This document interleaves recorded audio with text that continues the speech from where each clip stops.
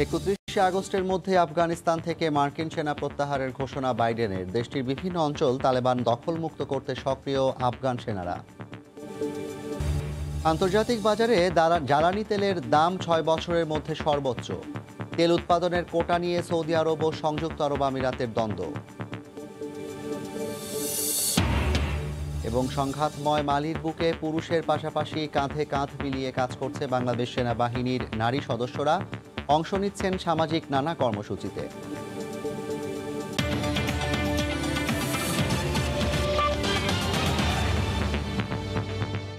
আন্তর্জাতিক সময়ের সঙ্গে আছি আমি জাফর সাদিক। এবার আন্তর্জাতিক সময়ের মূল আয়োজন। আফগানিস্তান থেকে আগামী 31শে আগস্টের মধ্যে মার্কিন সেনাদের সরিয়ে নেওয়ার ঘোষণা দিয়েছেন যুক্তরাষ্ট্রের প্রেসিডেন্ট জো বাইডেন।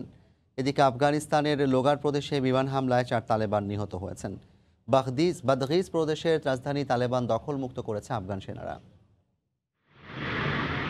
মার্কিন সেনাদের আফগানিস্তান ছাড়ার আগেই দাপট বেড়েই চলেছে সশস্ত্র গোষ্ঠী তালেবানের। এর মধ্যেই আগামী 31 আগস্টের মধ্যে মার্কিন সেনা মিশনের অব্যাহতির ঘোষণা দিয়েছেন মার্কিন প্রেসিডেন্ট জো বাইডেন। বৃহস্পতিবার হোয়াইট হাউসে দেয়া এক ভাষণে এই ঘোষণা দেন বাইডেন। তবে দেশটিতে সব ধরনের সহায়তা অব্যাহত রাখার কথাও বলেন তিনি।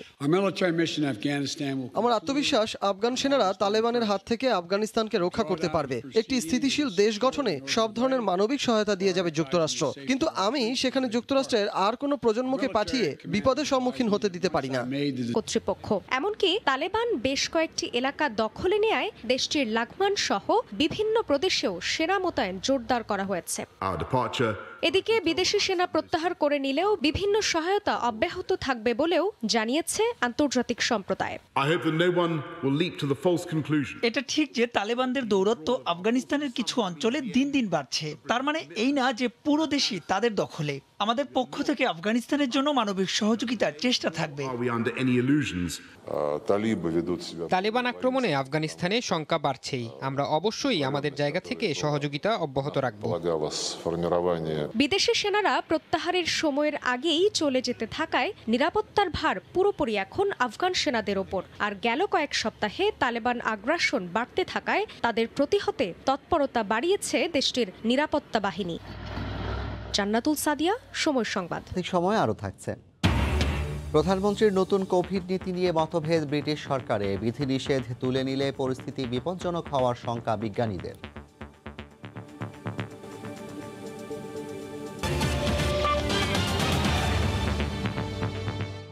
আন্তর্জাতিক বাজারে জ্বালানি তেলের দাম 6 বছরের মধ্যে সর্বোচ্চ পর্যায়ে পৌঁছেছে। তেল উৎপাদনের কোটা নিয়ে সৌদি আরব ও সংযুক্ত আরব আমিরাতের দ্বন্দ্বের জেরে বাজারে দেখা দিয়েছে অনিশ্চয়তা। বিশ্বের তেল উৎপাদনকারী দেশগুলো নিজেদের মধ্যে আলোচনা স্থগিত করে দেওয়ায় আরও ঘনীভূত হয়েছে সংকট। ওপেক প্লাস সংগঠনে যে 23টি দেশ অন্তর্ভুক্ত তার মধ্যে সদস্য দেশগুলো ছাড়াও তেল উৎপাদনে সহযোগী দেশের মধ্যে রয়েছে রাশিয়া, ওমান, বাহরাইন সহ 10টি দেশ। করোনা মহামারীর কারণে বিশ্বজুড়ে অর্থনৈতিক সংকটের মধ্যে গেল 18 মাস তেলের সরবরাহ অক্ষুণ্ণ রাখার চেষ্টা করে গেছে ওপেক প্লাস। তবে এই সংগঠনটির নেতা সৌদি আরব এবং রাশিয়া তেল উৎপাদনের মাত্রা কম রাখার মেয়াদ আরও 8 মাস বাড়ানোর প্রস্তাব দিলে সংযুক্ত আরব আমিরাত তা প্রত্যাখ্যান করে। তারা দাবি তোলে উৎপাদনের যে মাত্রাকে মূল ভিত্তি হিসেবে এখন ধরা হচ্ছে সেটি পুনর্নির্ধারণের। এরপর থেকেই তেল উৎপাদনের শীর্ষ এই সংগঠনে দেখা দিয়েছে টানাপোড়েন। ফলে বিশ্ববাজারে বেড়ে গেছে জ্বালানি তেলের দাম। মঙ্গলবার বিশ্ববাজারে অপরিশোধিত তেলের দাম ব্যারেল প্রতি 0.4% বা 32 সেন্ট বেড়ে $77.48 বিক্রি হয়েছে। এর আগের দিন দাম বেড়েছিল 1.3%। প্রভাব পড়েছে এশিয়ার বাজারেও। জুলাইয়ের চেয়ে ব্যারেল প্রতি 80 সেন্ট বেড়েছে তেলের দাম। সৌদি আরবের এ দর ওমান ও দুবাইয়ের জ্বালানি তেলের চেয়ে ব্যারেল প্রতি $2.7 বেশি। এদিকে সৌদি আরব ও সংযুক্ত আরব আমিরাতের মতভেদের পর নিজেদের মধ্যে আলোচনা অনির্দিষ্টকালের জন্য স্থগিত করে দিয়েছে ওপেক প্লাস সদস্য দেশগুলো। এমন পরিস্থিতি অব্যাহত থাকলে সংগঠনটি ভেঙে যেতে পারে বলেও আশঙ্কা করছেন অনেকে। ফারহাদ চৌধুরী, সময় সংবাদ। পুরুষের পাশাপাশি বাংলাদেশ সেনাবাহিনীর নারীরাও কাজ করছেন সংঘাতময় মালির বুকে। শুধু কাজ করা নয়, এবছর জাতিসংঘ শান্তিরক্ষী দিবস 2021-এর পদকও ছিনিয়ে নিয়েছেন বাংলার এক নারী। রণাঙ্গনে তো বটেই, মালির দুর্গম বিভিন্ন অঞ্চলে সামাজিক সেবায় স্থানীয় নারীদের সঙ্গে সহজেই মিশে গিয়ে সামাজিক কর্মসূচিতে অবদান রাখছেন তারা। পশ্চিম আফ্রিকার দেশ মালি থেকে ঘুরে আতিকুর রহমান তমালের রিপোর্ট। টু আমাদের লোকেশন ইন্দেলি মানে দিয়ে একটা আইডি শনাক্ত করা গিয়েছে এইমাত্র। আমি শেরপুরের নুসরাত। লং হচ্ছে 0 degree 12 minute 13 second east over. অপারেশনে গিয়ে দক্ষ যোগাযোগ রক্ষায় যোগ্যতার পরিচয় দিয়েছেন বহুবার। সে কারণে চলতি বছর জাতিসংঘ শান্তিরক্ষী দিবসের পদক এখন বাংলার ঘরে। অপারেশন এরিয়াতে যখন আমরা যাই নিখুঁত যোগাযোগ ব্যবস্থা দেওয়ার জন্য সিগন্যাল কমিউনিকেটর হিসেবে ভালো কাজ করেছি। এর পাশাপাশি আমি এফইটি টিম ফিমেল এঙ্গেজমেন্ট টিমের একজন সদস্য হিসেবে কাজ করছি। আর এগুলোর জন্য আমাকে ইউএন ডে মেডেল পুরস্কার দেওয়া হয়েছে। ইতিমধ্যে নুসরাতের বার্তা পেয়ে কাজে নেমেছে search and detect team.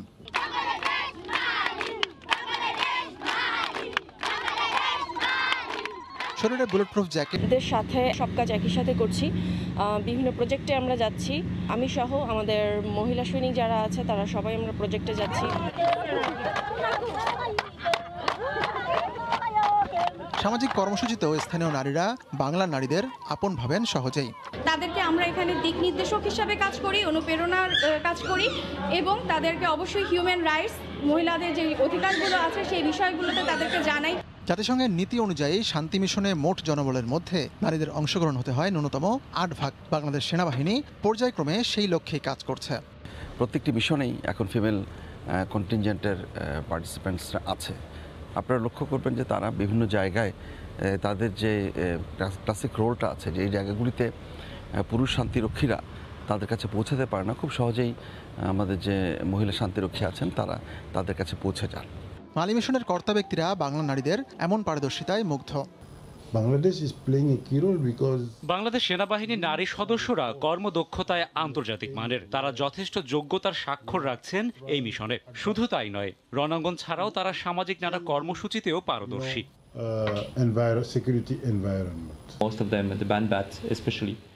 UN মিশনের ম্যান্ডেট অনুযায়ী ব্যানবেটের নারী সদস্যরা সমান তালে কাজ করছেন।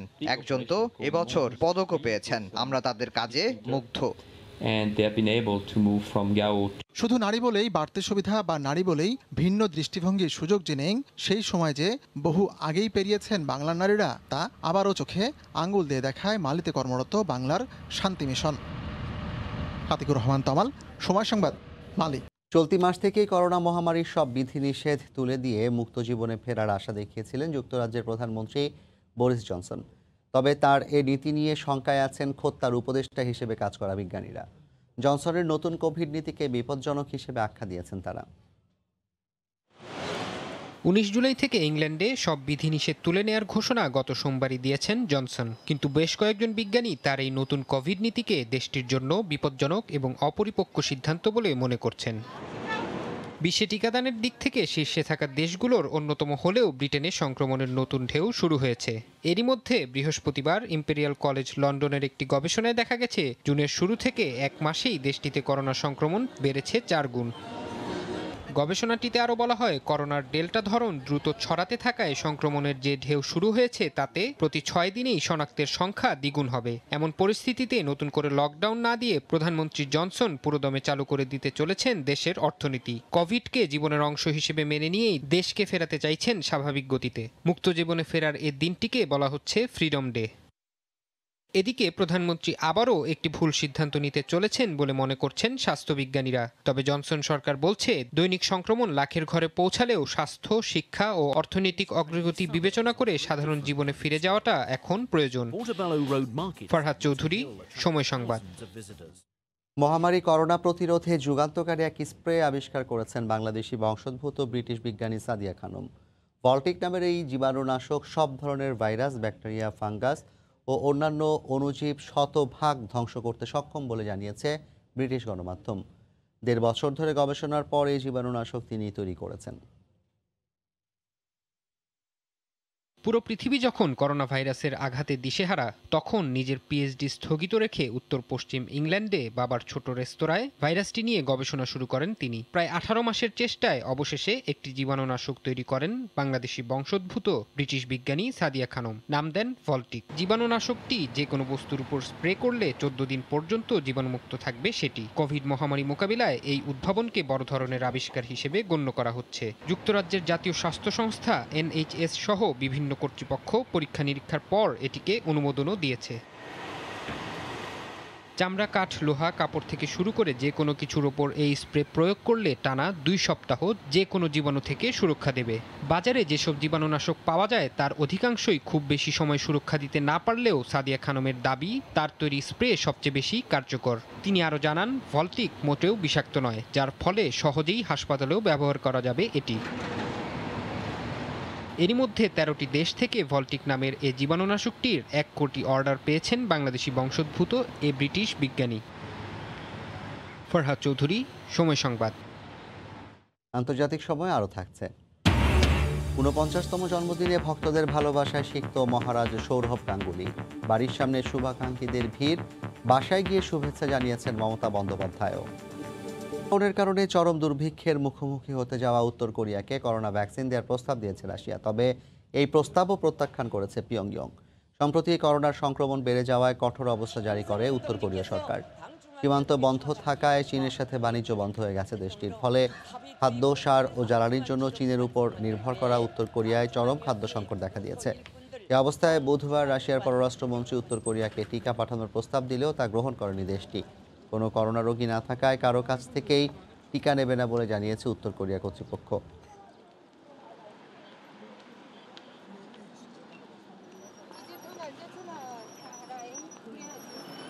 দেখছেন আন্তর্জাতিক সময়। প্রবাস জীবনে কঠোর পরিশ্রমে ছোট থেকে বড় হওয়ার এক অনন্য নজির তৈরি করেছেন সংযুক্ত আরব আমিরাতের আল আইনের ইউনুস মিয়া চৌধুরী। কঠোর পরিশ্রম করে শুধু অর্থ সম্পদ নয়, উচ্চশিক্ষায় শিক্ষিত করে গড়ে তুলেছেন পরিবারের সদস্যদের। সংযুক্ত আরব আমিরাত থেকে সফল এই প্রবাসীর গল্প জানাচ্ছেন শিবলি আল সাদিক। সংযুক্ত আরব আমিরাতের এক সফল প্রবাসীর নাম ইউনুস মিয়া চৌধুরী। আমিরাত জুড়ে একজন নিবেদিত প্রাণ ও সৎ ব্যবসায়ী হিসেবে পরিচিতি রয়েছে তার। 40 বছর আগে খালি হাতে আমিরাতে পাড়ি জমান ইউনুস। প্রথমে স্বল্প বেতনে চাকুরি, কয়েক বছর পর ব্যবসা দিয়ে শুরু করেন সফলতার যাত্রা। এই যাত্রায় মাথার ঘাম পায়ে ফেলে প্রতিষ্ঠিত হয়েছেন এক ডাইনামিক ব্যবসায়ী হিসেবে। আরব আমিরাতের গ্রিন সিটি আলাইনে আজমানে সালতানাত অব ওমানে ইউনুস মিয়া চৌধুরীর নামে রয়েছে বেশ কয়েকটি প্রতিষ্ঠিত কোম্পানি, যেখানে অসংখ্য বাংলাদেশির কর্মসংস্থান হয়েছে। আমি যতটুকু পারছি আমার এলাকায়ও আমি চেয়ারম্যানের মাধ্যমে, মেম্বারের মাধ্যমে আমার সমাজের লোকদেরকে আমি সহযোগিতা করেছি। ইউনুস শুধু নিজেকে গড়ে তোলেনি, সন্তানদের করেছে উচ্চশিক্ষিত। বাংলাদেশ কমিউনিটি ও বিশ্বের বিভিন্ন দেশে তারা আলোর দুটি ছড়িয়েছেন। ইউনুস মিয়া চৌধুরী নিজেকে শুধু ব্যবসা আর পরিবারের মধ্যে সীমাবদ্ধ রাখেনি। মন্দিরকেও আমি বাদ দিই নাই। আমার যেহেতু স্কুল যেমন আমাদের এলাকার প্রতিষ্ঠান, মসজিদ যেমন আমার মুসলমানের ধর্ম প্রতিষ্ঠান, সেরকম হিন্দুদের মন্দির আছে, আমি বিভিন্ন মন্দিরেও সহযোগিতা করেছি। সংযুক্ত আরব আমিরাতে বাংলাদেশ কমিউনিটি গঠনে এবং বিভিন্ন শিক্ষা প্রতিষ্ঠান গড়ে তুলতে অনন্য ভূমিকা রেখেছেন। শিবলি আল সাদিক, সময় সংবাদ, সংযুক্ত আরব আমিরাত। লেবাননে একটি প্রশিক্ষণ বিমান বিধ্বস্ত হয়ে 3 জন নিহত হয়েছেন। বৃহস্পতিবার দেশটির রাজধানী বৈরুতের উত্তরের কেসারওয়ান জেলায় এ দুর্ঘটনা ঘটে। স্থানীয় সময় দুপুর 1টার দিকে সেসনা 172 মডেলের বিমানটি বৈরত বিমানবন্দর থেকে আকাশে ওড়ে। উড্ডয়নের মাত্র 20 মিনিট পর বিমানটি ঘোস্তা নামক একটি গ্রামে বিধ্বস্ত হয়। ধারণা করা হচ্ছে বৈরী আবহাওয়ার কারণে এই দুর্ঘটনা ঘটেছে, তবে তাৎক্ষণিকভাবে বিমান দুর্ঘটনার বিষয়ে কোনো মন্তব্য করেনি দেশটির কর্তৃপক্ষ। দেখছেন আন্তর্জাতিক সময়। কলকাতার গণমানুষের দাদা সৌরভ গাঙ্গুলির জন্মদিন উপলক্ষে কলকাতায় নিজ বাড়ির সামনে ভক্তদের ভিড় ছিল চোখে পড়ার মতো। করোনার আবহের মধ্যেও মহারাজার ভক্তরা নানা সাজে সেজে এসে জানান দিয়ে গেছেন সৌরভ আজও তাদের প্রাণের দাদা, ক্রিকেটের মহারাজ। ভক্তদের দেখতে বাড়ির বাইরে এসে সাংবাদিকদের কাছে নিজের অনুভূতির কথা জানান সৌরভ গাঙ্গুলি। সৌরভের বাড়িতে গিয়ে জন্মদিনের শুভেচ্ছা জানিয়েছেন মুখ্যমন্ত্রী মমতা বন্দ্যোপাধ্যায়। বিশ্বজিৎ দাসের ক্যামেরায় বিস্তারিত জানাচ্ছেন সুব্রত আচার্য।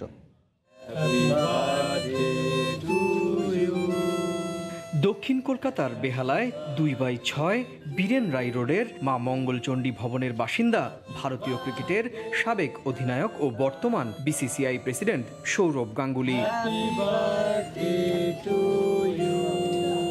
অন্য দিনের চেয়ে বৃহস্পতিবার একটু আলাদাই ছিল বাড়ির ভেতর এবং বাইরের পরিবেশ, কারণ এদিন ছিল মহারাজের জন্মদিন। 49 বছর অতিক্রম করে 50-এ পা দিলেন মহারাজ সৌরভ। তাই ভক্তরা নানা সাজে সেজে এসেছেন তাদের প্রিয় দাদাকে শুভেচ্ছা জানাতে।